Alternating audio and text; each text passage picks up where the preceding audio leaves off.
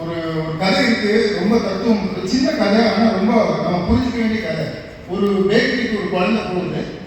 அந்த பேக்கரி அந்த கடை ஓனர் வந்து, தம்பி தெரிஞ்ச பையனால நீங்கள் இந்த இதில் சாக்லேட் எடுத்துக்கங்க, டப்பாவில் இருக்கிற சாக்லேட் சொல்கிறார். அந்த குழந்தை வந்து வேணாம், நீங்களே கொடுக்காங்க.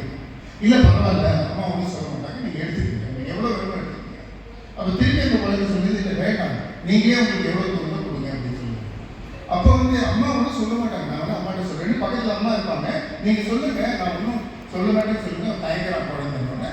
அந்த அம்மாவும் சொல்கிறாங்க, நீ பரவாயில்ல எடுத்துக்கோ அப்படின்னு. அப்போ அந்த குழந்தை எடுத்து சரின்னு அவர் என்ன பண்ணுறாரு, அவர் 2 கையால் சாக்லேட் எடுத்து அப்படியே அந்த குழந்தைகிட்ட கொடுக்குறாரு. அது ஒரு பனியன் போட்டுட்டு அவர் வாங்கிக்கிறார்.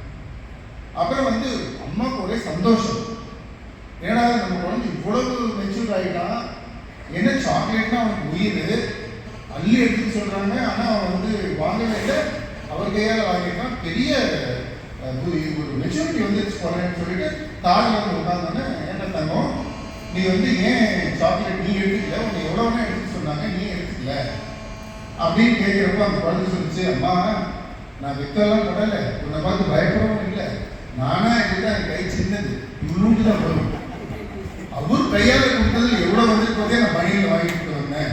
இதுலேருந்து நாம புரிஞ்சுக்கிறதுன்னா நாம் ஆசைப்படுறது இவ்வளோதான், இவ்வளோதான். ஆனால் கடவுள் கொடுத்தாருன்னா நிறைய கொடுப்பாரு. அதனால கேட்காதீங்க, அவர்கிட்ட விட்டுருங்க. பிரார்த்தனையும் அடுத்தவங்களுக்கு பிரார்த்தனை வச்சுக்கோங்க. திருச்சி நீங்க நல்லா நல்லா இருக்கணும்.